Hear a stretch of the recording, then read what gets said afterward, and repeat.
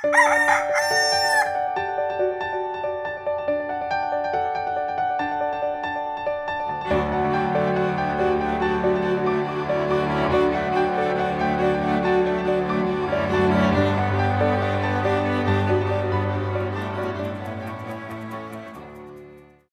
umaga mga kapamilya.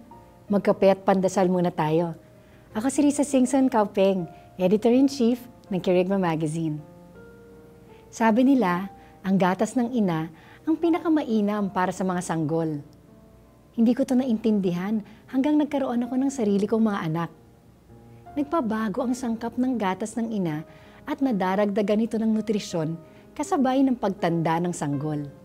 Sigurado kong hindi ito alam ni San Pedro nang sinabi niyang, gaya ng sanggol, kayo'y manabik sa dalisay na gatas na spiritual upang lumago kayo sa pananampalataya hanggang makamtan ninyo ang ganap na kaligtasan.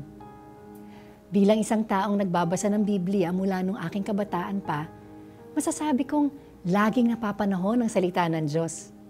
Nag-iiba ang kahulugan nito para sa akin, depende sa kung ano ang pinagdadaanan ko. Naging instrumento ang salita ng Diyos upang lalong lumalim ang ugnayan ko sa Kanya. Ito ang manual ko sa buhay.